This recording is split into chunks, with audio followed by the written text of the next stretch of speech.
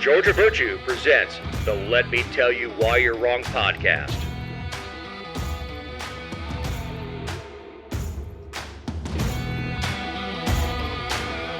Thank you for downloading episode 287. This week, we have Bobert blowing up, strategery. Fetterman inspires change. Anyone see my jet? A murder do-over. Ukraine on the offensive far from home. Branding a comedian. Hacking Little Don. And this is the end. Almost. I'm Dave Roberts. With me is my partner in endeavor, Representative Emeritus Ken Pullen. Hey, Dave. How are you?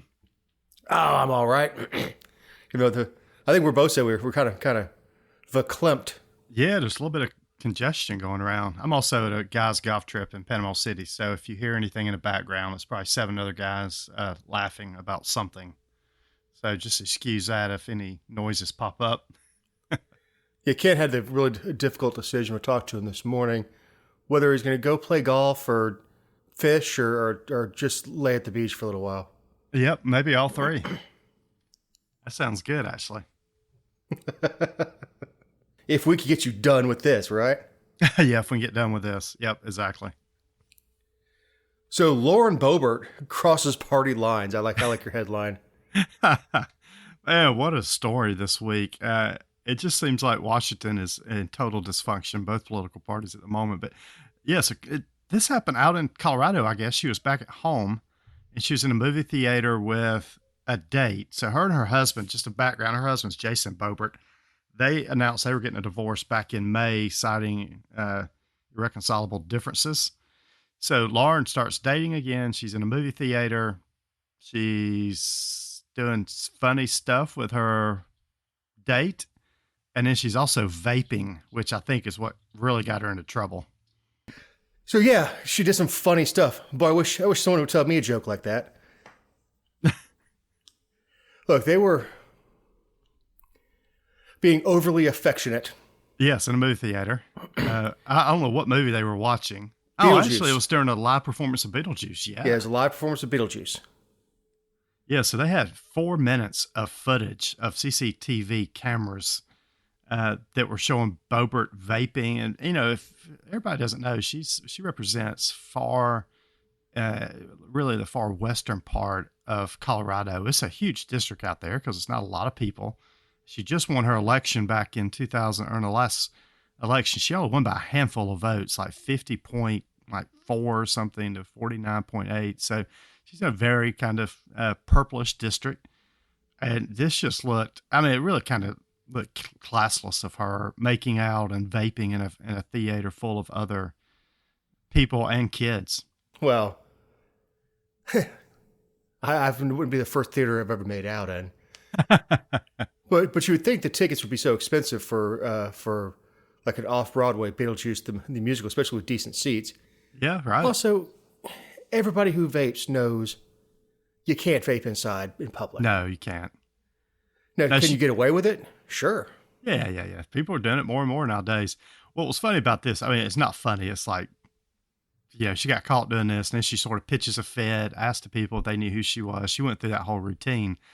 But she did a couple of days later. She said, all future date nights have been canceled, and I learned to check party affiliations before you go on a date. So supposedly this date that she went on was a Democrat guy. Yeah, so she's kind of joking about it now.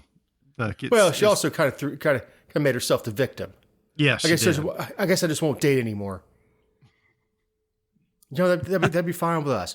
You just go on Chatterbait with your friend out of Virginia. Exactly.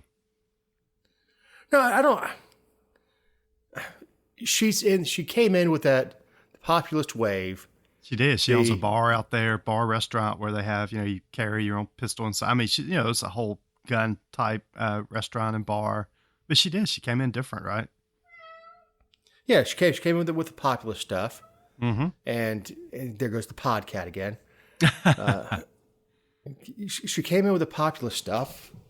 Very pro-Trump, very pro, like her Marjorie but friends. That's the only thing they had was pro-Trump. Yes, that's it. Yep. Pro-Trump, pro-America. I mean, look, I remember Joni Ernst when she first came in. She did a commercial where she was she was nutting pigs. She's like, I know how to cut fat, and it's like talked about castrating animals on the farm. So it's that tough talk that Republicans come up with, and then they get in office and act like lambs. Yep. Look, I don't have a problem with who she dates, but it's classless, and it's an embarrassment to the people of her district. It is. That's it. And what's worse is do you know who I am? I know. I can't stand that. That's the worst thing you can do. If you have to ask. Knowing everything's being recorded nowadays too, so I mean, as soon as you say that, you just can't do that. I'm guessing she's going to have a hard time getting reelected after this. So I think the people of her district have probably had enough at this point. I don't know. I think it's a sparsely populated area, isn't it? Mm-hmm. Yeah, it's sparsely populated, but really big in landmass. Yeah, just a huge district. Yeah, so when she goes back to campaign, it's a lot of time on a bus. Mm-hmm. Yep. All right, so Trump team gets strategized. Yeah, this was a cool story I saw this week, or a very interesting story, I guess. So back, every state has, and it's pretty neat, every state has their own method for calculating presidential delegates. So with the primary season coming up, Georgia has a certain way for, so when we go vote in the presidential primary in March, Georgia has a certain method to allocate delegates to the presidential candidates like Trump, DeSantis, Nikki Haley, anybody running. So what the Trump campaign did is back in 2016, they were brand new, right? Trump came in, he didn't know any of the rules, still won. And then his party around, like the MAGA crew around him, started getting very strategic over the last 2 to 3 years in going around to different states and having them change their rules where it would benefit him in a primary election. And that's what they've done at this point. So they've gone around to states like California, and they've made it a winner take all from a delegate perspective. So what's happened now, even if Trump only gets 35% of the vote in California, for example, even if he beats DeSantis just by 1 percentage point, he'll get every California delegate. So the Trump campaign was very strategic on this. They went around, they got, they courted these party leaders, courted the state delegates that were making these rules and setting these rules, and they've crafted it where Trump, even if he only gets 35% of the presidential vote from a Republican standpoint, is going to win these delegates really quick and probably spur him to a very quick nomination on the Republican side. The only thing that does is allows him to keep some powder dry. Yes, exactly. Yep. Is once it's over, it's mathematically over. You stop aiming the cannons at each other. Mm-hmm. Yep. Now it's time to get serious about the general. Mm-hmm. And what that's done, so it's really influenced how the DeSantis team is campaigning also, because they know, for instance, in California, DeSantis has got no chance. They're a winner-take-all state. So Trump's going to get all the California delegates, which is a huge number. So DeSantis is really then trying to go to states that have more proportional delegate representation. So if Trump gets 35%, he gets 30%. They get that number of delegates, proportional according to how many votes you get. So really having to change their campaign style and where they spend money and where they don't spend money. So I thought it was very interesting that the Trump team, 2016, not strategic, just running for office wins. But now they've really put this apparatus around the team to go out and understand how they need to win a presidential primary this year. So, well, we've had back-to-back presidents stumble into the White House. Mm-hmm. Trump had no idea what the hell he was doing, and lightning just struck for him. Yep. Running against Hillary Clinton was terrible, right? Candidate. Nobody likes Hillary, so. Yep. And then Biden stumbles in by staying in his basement. Mm-hmm. Nope. Nobody gets to no one witnesses bizarre behavior. The way he walks as if he's telling his legs, left one, right one, left one, right one. Which is really going to be his strategy again this year. So I don't think he's going to leave his basement for the next 9 months until the election, or the next year, I guess, until the election. But he wandered off during a press conference the other night with the president of Brazil. Didn't he shake his hand? And you could see the Brazilian president was kind of miffed about it. I mean, he was not happy that he didn't shake his hand. It just kind of wandered off. Yep. If anybody wants to know, we're talking about this delegate story. Georgia's more of a hybrid. So Georgia has this hybrid model where uh, if you get 50% of the vote, you get all the delegates. But if you don't get 50%, it's sort of a proportional, uh, how they dole out delegates. So Georgia is a little bit different here. Georgia has actually 59 delegates, so quite a few. But Georgia's very different in regards to how we do it. Yeah, I don't know if DeSantis is going to spend a whole lot of money here. He can try it. Yeah, he'll do a little bit just because if he can keep Trump below 50% of the vote, then it benefits him. If he thinks Trump has more than 50% of the support, then yeah, he's not spending much money here. He'll go to other states. Yeah, but this nipping at his heels thing. I mean, I guess the lion takes down the giant elephant by nipping at his legs and taking one piece at a time. But it just seems like a long road to victory. Yeah, it does too. I mean, it's starting to seem unrealistic. Yep, it is, and nobody's gaining any traction. So, yeah, I think these Iowa, whatever happens there, New Hampshire will be pretty much the end of most of the candidates at that point. I hadn't even really heard any news lately. I mean, I know there's another debate coming up soon that Trump's not participating in, but I just haven't heard much news about any other candidate. They're not getting any airtime. They're not making any headway against Trump. Nikki Haley shows up stuff. Ramaswamy will show up on any news channel and have a debate with anyone, which I admire. Yeah, exactly. I don't know if it's a winning strategy, but I admire the moxie. Well, it's an interesting strategy, Cotton. We'll see if it works out for him. Yep. So we got a new Senate dress code thanks to a potato. Yeah, this is amazing, isn't it? So this week, they actually changed the Senate dress code to really accommodate Senator John Fetterman of Pennsylvania. I know everybody's seen him. He lumbers around D.C. in a hoodie most of the time and in shorts. So they changed the rules where he could be on the Senate floor now with that outfit. He doesn't have to wear a suit and tie like all the other senators. Well, they changed it for all 100 senators, but this is truly to accommodate Fetterman's. Republicans mocked him hard about this week too. I think Tommy Tuberville said he was going to wear, the old Auburn football coach. He said he was going to wear his coaching jersey on the Senate floor. Susan Collins, senator out of Maine, said she was going to wear a swimsuit on the Senate floor. So they've really been mocking this decision this week to change the dress code. Is it a reasonable accommodation because Fetterman's so messed up in the head? They need something they could change him quickly in? I don't know. We were talking about this earlier. I mean, who at the end of the day, who cares? But it does show. I mean, dressing nice and wearing a coat and tie, showing your constituents you can look nice and official. I mean, that's what they're electing you for. They're not electing you to go to Congress and wear shorts and t-shirts on the House floor. Now, if they voted the way I want them to, I really honestly don't care what they wear, but it just looks terrible. It's a terrible look every time you see Fetterman walking around in his outfit. Yeah, a guy looked like Fetterman was walking naked through DFW. I don't know if you saw that video. No, I didn't see that video. It has to be ambient. Guys like, oh my God, there's somebody naked. And walking, he goes, yes. And the naked guy's like, yes, there is. Keeps walking. Jeez. But he has the bald head. It's like, is that Fetterman? Yeah, and Fetterman, look, every time he opens it, I mean, there's still some serious issues with him. Every time he opens his mouth, I don't know if you saw him last week talking about the United Auto Workers strike. He starts a conversation and you can tell what he's starting to think about, and then it just goes all to gibberish at that point.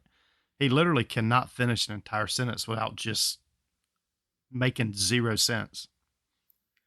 Again, it's not age; it's mental acuity. Yep. Yeah. So Senate dress code. I can't wait to see everybody with swimsuits and shorts and all of our elected officials dressing down like that. It's gonna be awesome. All right, we're gonna need everybody to check your pockets, purses, bags. We've got an F-35 missing. Oh yes, goodness. How much is that? How much did that jet cost, Dave? Do you know what the total dollar figure is?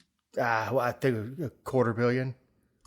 This is the new F-35 is like the new shiny, right? From a jet perspective in the military, isn't it one of their uh, Yeah, it's top planes?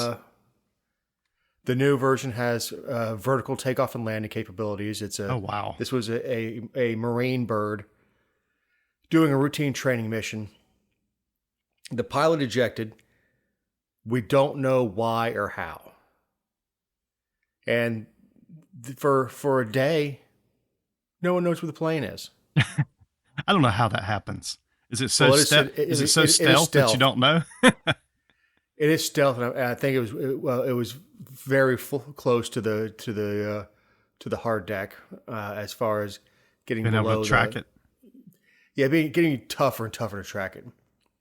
But these things they do have the capability to auto eject the pilot. Yep.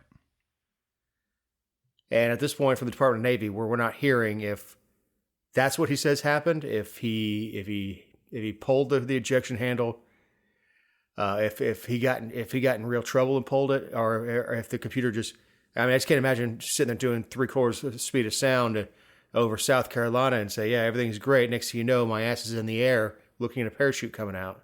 What does that feel like getting ejected from a plane going that fast? I mean, I don't know. The only thing I've ever been ejected from is a baseball game and a marriage. yeah. I just can't imagine that's a pleasant experience getting ejected from an F-35 going at those type of speeds. I looked it up. This plane's about $140 million, it says. There were two of them out doing they were just doing operations over South Carolina. It's really funny. I don't know if you saw it, David, this guy that this is out in the South Country or South Carolina low country, right? They interviewed this guy called Randolph White, and he is famous now on all the social media sites, but it's this older black gentleman, probably 75 years old, that describes what he heard. And if you haven't heard it, you got to Google Randolph White, because it is hilarious. Listen, this guy described the plane coming down. He said he was shaving. He heard this loud screeching noise, and yeah, it's good stuff. It's really funny. Yeah, I mean, what did Jeff Foxworth say? You might be a redneck if you've ever been on the TV news explaining exactly how the tornado sounded coming towards the trailer park. Yep. Yeah. What's interesting what was interesting too is I heard people saying that after the pilot ejected, they didn't even know if the plane went down or not. Like they were worried that the plane could have continued flying, if the pilot somehow ejected himself or auto ejected him by mistake. It's just weird that a pilot would eject and not know where the plane is. I mean, how did he not know what direction it was going in? This is so strange. Well, once he lets go of the stick, he has no idea. Yeah, but he's up in the air and the plane just keeps going, right? I mean, it's amazing it took him over a day to figure out where this plane was. Well, you also come out tumbling. Yeah. Which sounds, again, very, very unpleasant. Yeah, I mean, you don't necessarily know. I won't say you're not tumbling like a baseball, but yeah, you're coming out. The as far as what I know, the seat separates from you, and the next thing you know, you're hanging as a dope on a rope, and that jet's long gone by the time you realize what the hell is going on. Yeah, I guess so. I mean, the thing's going so fast. Once he got his bearings, he probably didn't even see the plane. Wow. But over a day, I mean, all they had to do amazing is I didn't know that a plane could eject you and the autopilot just, okay.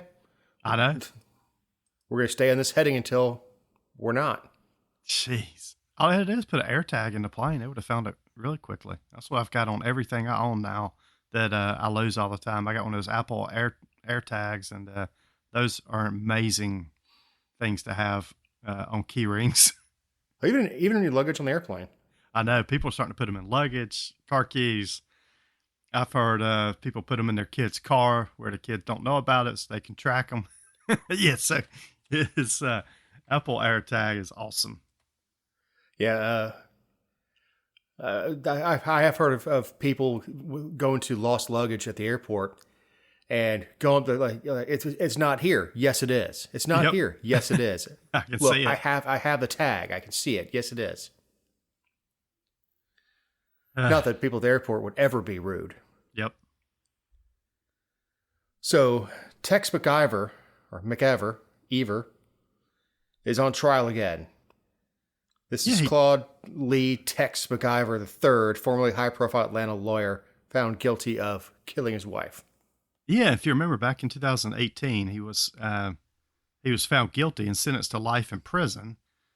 So he appeals. This was a big case back, 4 or 5 years ago. I remember it was on the news all the time because they were just high-profile people, had quite a bit of money, stuff like that. So he appeals his case. It goes up to the Georgia Supreme Court, and the Georgia Supreme Court said they overturned his original conviction. And what they're basically saying is the trial court made a mistake by denying his request to allow jurors to consider a lesser charge of involuntary manslaughter. So so he's basically they got to try him again for the murder of his wife. Years later. Yeah, years later, 5 years later, and the guy's been in jail the whole time, right? So he's been in jail, and his case has been going through the appellate court, and finally made its way up to the Supreme Court. So he gets a new trial. So it's going to be very interesting to see where this goes. I remember everybody was talking about this 5 years ago, but it's kind of out of everybody's mind now. So it will be interesting to see if the jury finds him guilty again of the same charge, or he potentially gets something less this time around. If he got involuntary, he'd be out time served. Yeah, he will be. Involuntary carries, I think it's like 1 year to 10-year sentence. So yeah, if they convict him of involuntary, I think the judge will probably just let him go at that point. Yeah, I mean, when was his actual conviction? He was found guilty in 2018. He killed his wife before that. Yeah, he killed his wife back in 2016. You get the justice you can afford. Mm-hmm. This guy can afford it, and he knows. He honestly, from jail or prison, you have nothing else to do, and you have a law library. Yep. Sit down and start writing. I know, start writing. Yeah, and this is when his wife was in the front seat of the car, so he never denied that he didn't kill his wife or didn't shoot his wife. I'm sorry, that was kind of harsh. He never denied he didn't shoot his wife. He was in the back seat. What he said is it was an accidental shooting. He didn't mean to shoot her in the front seat. So that was kind of the background of the story, that he was arguing, hey, I didn't mean to do this. And I think the jury asked, or potentially, wanted to know, and they never told the jury they could actually convict him of involuntary versus this felony murder charge that he got. Well, yeah, because that overturns 2 felonies. Mm-hmm. If it was involuntary, they don't typically give you with possession of a firearm during a felony. Right. I wouldn't be surprised if he got involuntary at this point and was out. So it'll be interesting to see what happens this time around. And I can't remember why he was in the back seat. Yeah, somebody else was driving. Yeah, somebody else was driving, right? And I think he was either showing off his pistol or something like that, and he says it went off. Yep. But then again, we had a ADA down Jessica's way that shoot a hole in the floor trying to show his pistol off. So, Ukraine drone strikes in Sudan? Yeah, this was... I saw this headline this week, and I thought it was so interesting, or so kind of weird and bizarre. So this week, there were some military drone strikes in Sudan, and it looks like Ukraine was behind these drone strikes. So they were taking out some of the Wagner-based militia near Sudan's capital. That Wagner group is a group that works, it's sort of a paramilitary group, contract group, real rough guys, work for Russia, they're involved in Russia, but Russia hires these guys to go around and do their dirty work for them. And it looks like Ukraine found them down in Sudan, right outside the capital, and lit them up with a drone strike. So I did not know that war between Russia and Ukraine had now sort of escalated outside of the two countries. I thought this was weird, though. It didn't also smell weird right. That the Wagners were heading to oust Putin at one point. Mm-hmm. Yes, this is the same group that was going, to oust Putin, and their leader if you remember 3 or 4 weeks ago, died in a plane crash. His plane was shot down out of the air. So Putin, the Wagner boss, Putin shot him down because he tried to overthrow his government, a couple of months ago. And now Ukraine drops a bomb on the group that was trying to kick Putin out or overthrow Putin's government. It's a weird story. It's very strange politics that we don't understand. Mm-hmm.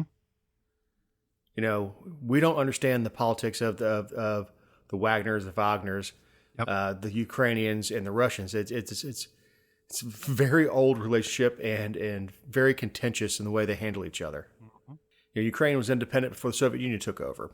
Yep. And they want to be independent again for the most part. It's how they voted. The Russians feel like they're Lincoln trying to hold the Union together. Mm-hmm. So everybody's convinced they're right. Yep. And it looks like there's been more hearings on Capitol Hill this week about the budget next year. They're trying to avoid a government shutdown, which probably when the show drops, I guess we would have avoided, because I think it shuts down over the weekend if they don't strike a deal. Biden's trying to get $18 billion more to be sent to Ukraine, and the senators are arguing, do we include this $18 billion in the continuing resolution to fund the government, or should we have this $18 billion argued separately and just a separate bill, right? Up and down vote. Do you want to give Ukraine $18 billion more? I'm totally for that. I think I hate these omnibus bills that have everything included in them. But yeah, this is on the kind of the eve of sending $18 billion more over to Zelensky, which is a lot of money. Yeah, I've heard all sorts of stuff on this. Heard Tim Scott in an interview this last week that he thinks it's important to send the military aid to Ukraine because we don't want the war spilling over into NATO, and Ukraine is a stopgap for us. That he's protecting American lives by sending dollars. Does it spill over? Yeah, does it spill over? I mean, is Russia just want Ukraine, or do they, if they win this war and take Ukraine, does it continue? I guess is the question. According right? to NATO bylaws, if Russia fires one bullet into a NATO country, that's an attack on all of them. Yep. This is why we were warned against entangling relationships. Mm-hmm. Yep. Yeah, because they could pull everybody into a war over one country. Did you hear about the Ukrainian spokeswoman? No, I hadn't heard that. All right, so there's an American that holds an NCO rank apparently, and because it is American, they've been using it for messaging. It's a very obvious transgender, and it's saying stuff like Putin is a vampire. Look at the corners of his mouth; you see blood. I mean, outlandish stuff. Wow! And finally, they suspended it. Like, okay, so the worst possible messaging by the crazy. Take QAnon times 10, and then give the person a worldwide stage, and then right after you hear the speech, here comes Zelensky to the UN going, "Hey, I need more money." Yep, I know. He was. I saw a speech at UN too, telling everybody they're not doing enough in regards to climate change. I don't know how somebody involved in a war is worried about climate change at the moment, but he was lecturing people also this week about how we're not doing enough. What the hell? So what? That wasn't Zelensky. That was Biden. Hey, if you want this aid, this is what I want you to talk about. Yep, exactly. $18 billion would buy a lot from me. Mm-hmm. It would. Hey, man, climate change is going to kill us off. No, it's not. Here's $18 billion. We've got to do something about this climate change. I think you're right. And the time to act is now. Yep. So Russell Brand caught some sexual assault and rape accusations in the last week or so that are, one of them is at least 20 years old. I think it was from early 2000s. Yeah, I think most of these allegations, and I think there's 5. It's up to 5 now. Women have come forward. I think it was 15 to 20 years ago. Said they were, accused him of rape and rape back in 15, 20 years ago. So yeah, I think that's the time frame. Russell Brown's 48 now, so he would have been mid 20s at that point in time. I think it's like 25 to 30 when this occurred. Like, I'm not a Russell Brand fan. I've never even really heard the guy talk, but this has generated a lot of headlines this week. Russell was married to Katy Perry back in, I think the time frame on that was like 2013-ish. Which is amazing. Yes. So just look at the difference of the two of them. I know. So he was married to Katy Perry. They only were married, I think, 15 months. She actually finalized her divorce from Brand in 2012. It sounds like Russell Brand has a sex problem. She had a nickname for him, which he actually really likes. She called him Grigory Rasputin, who was that famous sex-craved Russian mystic who died back in 1916. But he was like, so her nickname for him was Rasputin. He found out about it and absolutely loved it. So he kind of sees himself as this big-time, sex guy. All the women love him, blah, blah, blah. Yeah, but this is really blown up this week. Not an excuse if the behavior happened. I think he's since given up drinking and drugs.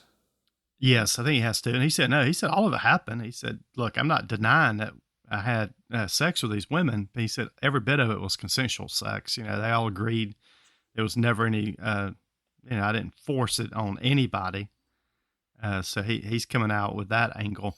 It's interesting to me, and we talked about this earlier, that a lot of people like Tucker Carlson, you've got the Daily Wire guys, Ben Shapiro, Matt Walsh. A lot of guys have come out sort of in his defense this week. I couldn't quite figure the angle out on that. I didn't know if it was they were defending him because these were women, these are 15, 20 years ago allegations, and they're just coming up now. Why didn't they come out before? Or is there some other angle that they're defending him on? I was confused on that. Look, 2 decades. Yep. Yeah, he's been demonetized on YouTube. Basically, all of his supporters are, anybody who's getting paid from have stopped at this point paying him. So I don't know. It's a strange story. It is because everybody has gone into their political corners. They have in this one.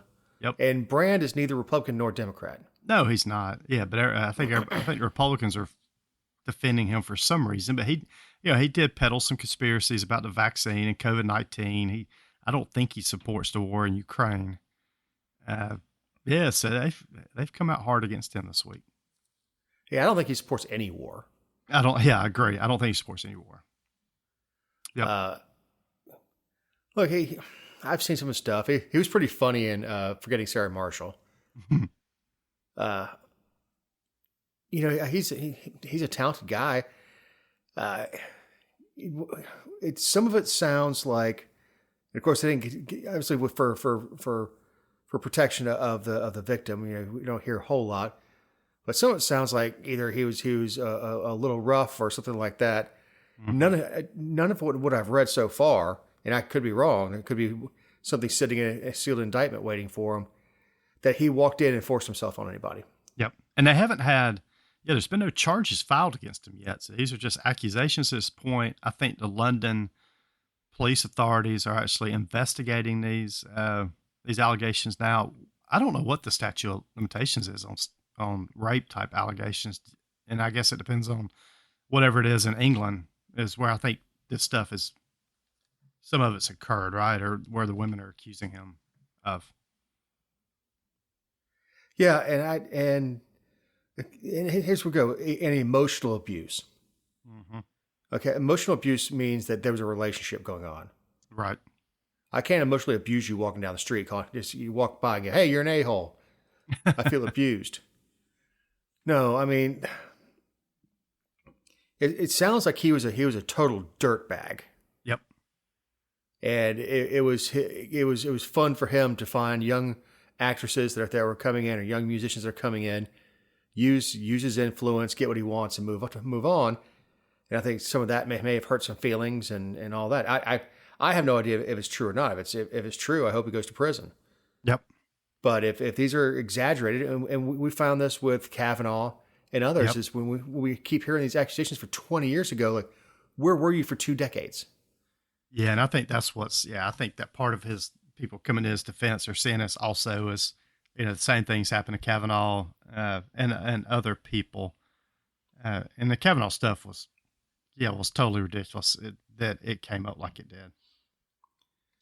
Yeah, they don't know what dates. They keep talking about in or around 2008 or something like.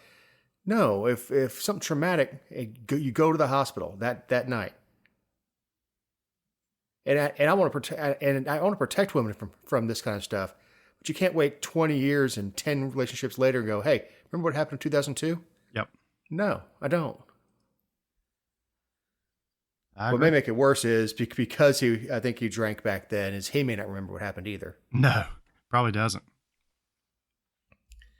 All right, so Don Jr.'s Twitter was hacked. Yeah, what was his password, by the way? Like, I saw somebody make fun of this. Somebody asked it was his password Trump 2024? Yeah, so Donald Trump's Twitter account was hacked. He wrote, and this is coming from his Twitter, official Twitter, "I'm sad to announce my father, Donald Trump, has passed away." That's sort of what, when people saw that, they knew something was going on. And then he said, this just in, North Korea is about to get smoked. And then he also said another post was like, F Joe Biden. So I don't know how somebody's Twitter account gets hacked unless you just got a terrible password. This happened last Wednesday. All the posts were deleted, but it caused quite the firestorm when they said, "I'm sad to announce my father's passed away." I think Trump responded to that with a photo of him on a golf course. Yeah, I don't know if it's hacked directly into Twitter, or if people have they can clone your phone. Yeah, I think that's what's happening in a lot of these cases. Is they're cloning your phone, and then you're getting all the information and passwords. Yep, I think that's what's happening in most of it. I mean, I can't imagine getting close enough to Donald Jr. to be able to scan his phone and clone it, but people do. Mm-hmm. Yeah, I think I've seen that in some Mission Impossible movies where they have the cloning technology. You just got to get close enough. I thought that was just in the movies, but it's actually not. Yeah, I mean, a lot of stuff, even the original series, came true. Of course, you can't cover up a burning audio tape with a cigarette anymore on an airplane. What was his name? Peter Sellers? Yeah, I think so. Yeah, he was Marshall Dillon's brother. Okay. James Arness. Peter Sellers was his stage name. Huh. Very interesting. A little piece of useless information for you. I know. I'm going to have to tuck that away deep down inside the brain. Useful, Dave. Useful. Yes. This is a good time to remind you that these are our opinions and not those of anyone not on the show or a respective company for which we may work, own, or otherwise associate ourselves with on a regular or irregular basis. Also, you can find other episodes and relevant stories over thegeorgiavirtue.com. All right, those costumes, the horse costumes had 2 people in it? Yep. Well, this week it's a mule, and Barker Black's on one end and Daphne Totten's on the other. The Rotten Totten DA duo. Jeez. Yeah. She's mentioned quite often on the show also. This is not the first time either one of them has been the mule of the week. These folks, first of all, they make horrible decisions with bond hearings to flat out deny as much as they can. Yep. This is one more. We had a man who's held for 588 days. So almost 2 years in jail. Accused of child abuse, I think sexual abuse, and I'm sure a handful of other things. And Barclay Black goes into court and argues. And trust me, I blame the judges on this too. Finally, in I think June, after being locked up for that long, he puts a special request in for a bail hearing because his brother died, and they gave him compassionate bond. He had a bunch of letters from people in the community say what a good guy he is, and this doesn't match his behavior, all sorts of stuff. Yep. So he finally gets released, and then a couple months later he gets acquitted on all charges. Yep. So are they overcharging, or is Barclay Black just a horrible, horrible attorney? There's a combination probably of a couple things. Yeah, Daphne Totten can't make a good decision. Right. Barclay Black can't argue well in court. Look, if the guy's guilty of sin, that's the worst part of it all. Yeah, it is. You had 2 years to prosecute this thing, and we don't have details. If on the back end, over the 2 years, DNA samples were lost or something I have no idea. Yeah, but you're right. I mean, we've either got a couple things going on here. This guy served almost 2 years in jail. If he's innocent, then it was terrible sitting in jail for 588 days. But if he's guilty of sin, then the people he committed these acts against now have no justice. So, I mean, yeah, this is just total incompetence on somebody's part.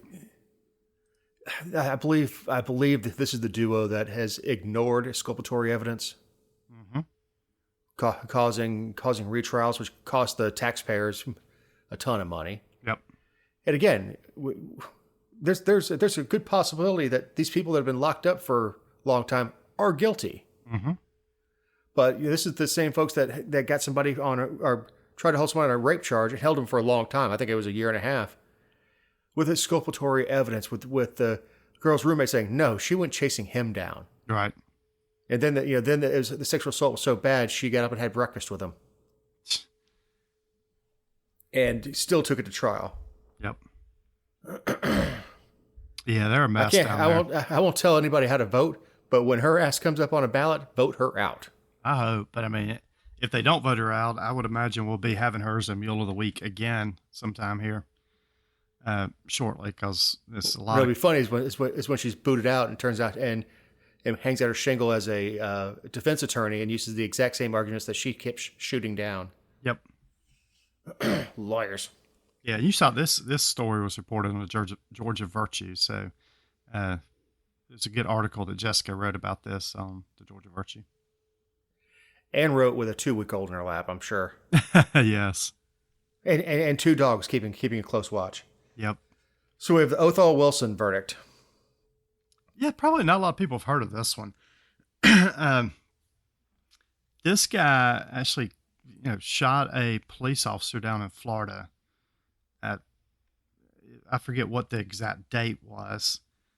They were arguing for, they said this is a clear-cut, really case of first-degree murder convictions. They were trying to go for the death penalty on this guy.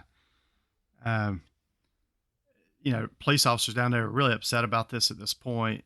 That this verdict came out this week. So, and the reason we brought this up or shared the stories, there's a couple of cases that have been going around with stuff around BLM and people getting off on charges. There was another case where the guy beat up the Korean jewelry, shop guy. He got off this week, and it's almost like some of these juries are starting to get nervous to convict people because of it. It almost feels like they're getting nervous of convicting people of crimes because it may come back on them at some point. I just don't know if is that going into juries' minds at this point, Dave, you think, with some of these sort of controversial BLM groups, protesters? I would guess that the Wilson verdict was a negotiated verdict. It's, 9-3 convict. You get 3 holdouts and they say, fine, how about manslaughter? Right. And I hate negotiated verdicts. I do too. I think the prosecution should have to dance with the girl he brought. Yep. So if he brings murder 1, you better prove murder 1, Hoss, or else the defendant's going to walk. Yep. But I digress on that. I would assume that Othell Wilson was just was negotiated.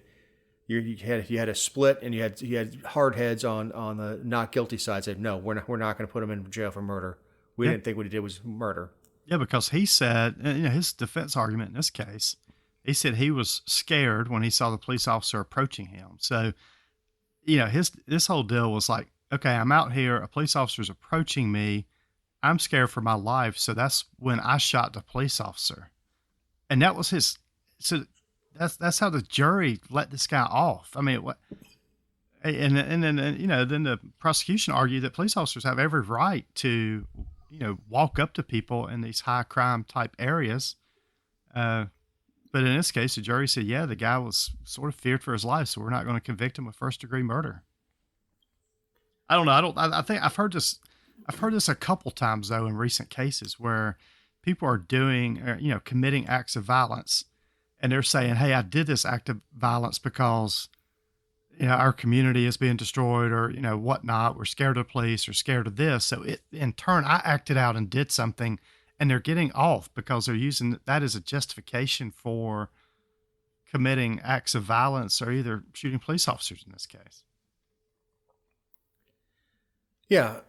First of all, not only does a police officer have the right to walk up to you in public, so do I. Mm-hmm.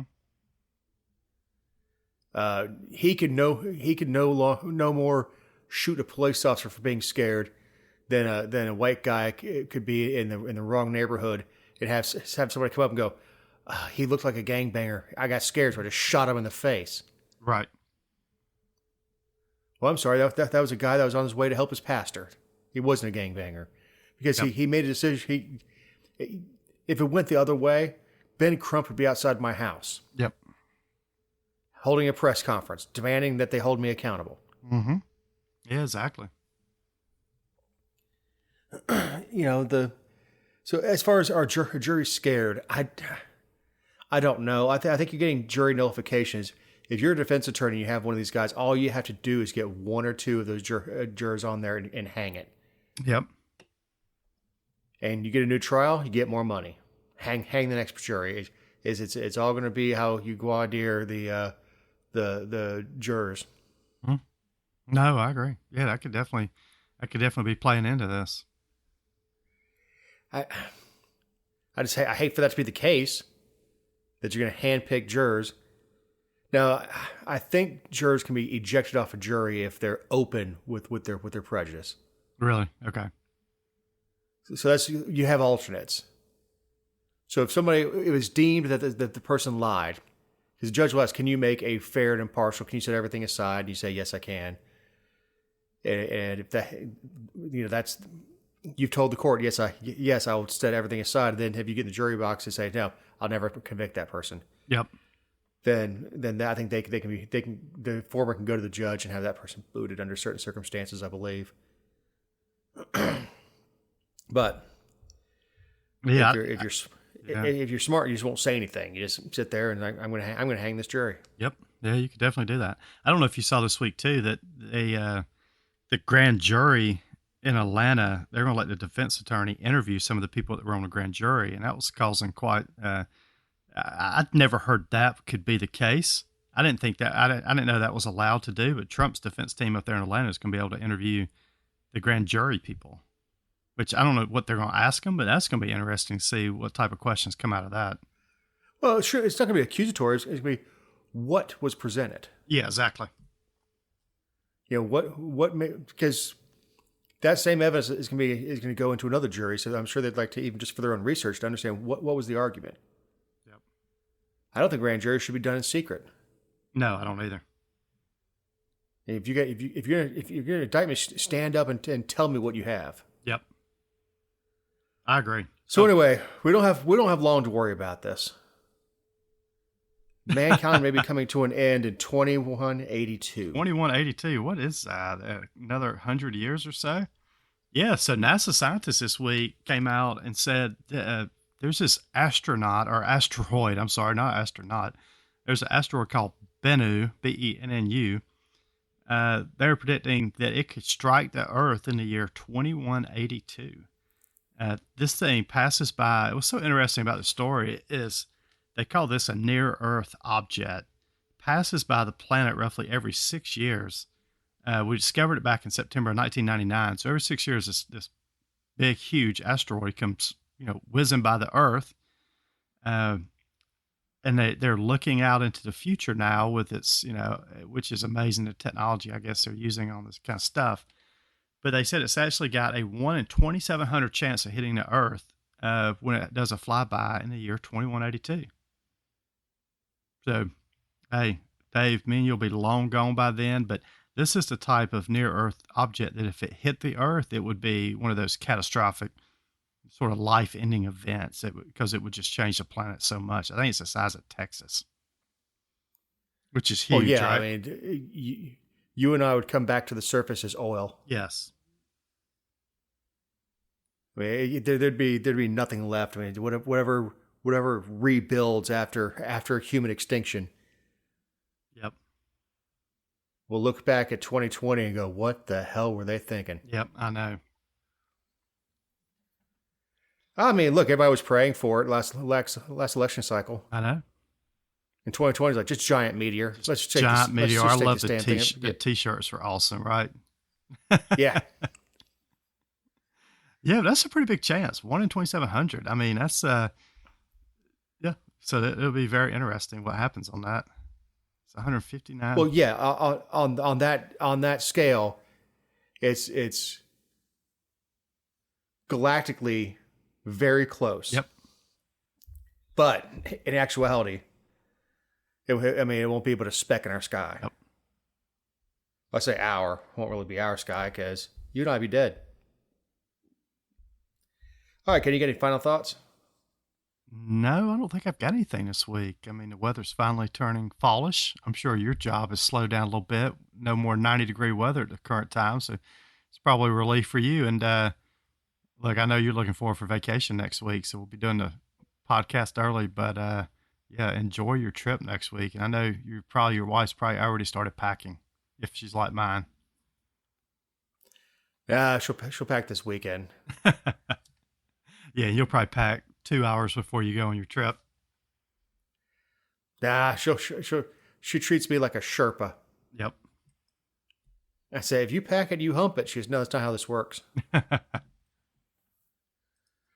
Well, on my closing thought, I don't know how this happens, but Kim Zolciak and Croy Bierman, Kim was Housewives of Atlanta, I think the original season. Croy Bierman was a linebacker for the Falcons. Now, I'm not shocked they're getting divorced because everything I've heard about Kim is she's a lot. Yep. She's a handful, but they're claiming that they're destitute.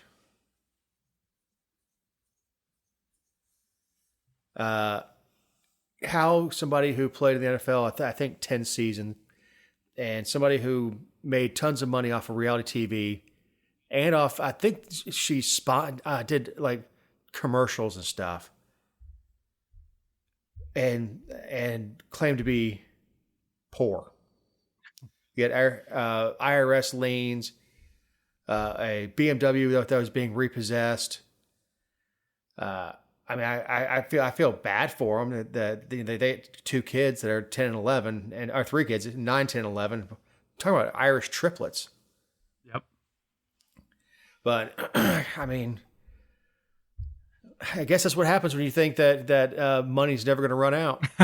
I think there was some talk that there was gambling involved and all that stuff, but hey, I can't speak to it. I just know they're crying, they're poor mouthing us now. I don't think I'm going to be contributing to a GoFundMe for the Beermans anytime soon. No, not at all. I don't see as many GoFundMe fundraisers out there. You know, when that came out a few years ago, there was always some type of, you would see that quite often, but I don't see it as much anymore. I see it every once in a while. Family's house burned down and stuff like that. And if it's from somebody I know, I'll contribute to it. But when it's just forwarded from, it's not that. I don't trust people. Yeah, I don't either. And they take, I mean, that GoFundMe, I think they take 10% or something. I mean, they take a large number of the money that comes in. So if I want to help somebody, like in that case you just mentioned, I'm just going to write them a check and give them to them directly. So they've got the funds. Oh, there was a story I didn't put in there. Here's your closing thought. No, go ahead. A kid, a young guy, starts a GoFundMe, claims to have cancer, raises $30,000, takes the money to Vegas, plays in the World Series of Poker. Oh, really? Yeah. I guess you gotta appreciate the hustle, Yes, but definitely. he went out in the first round and said he's not giving the money back. Oh, that's funny. Well, thank you everybody for listening. Big thank you to Eric Cumby, our awesome editor, to Ken Poland, my partisan endeavor. We'll talk to you next week.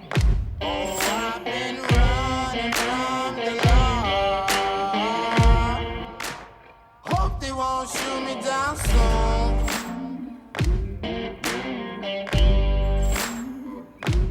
They sing on a sleepless night.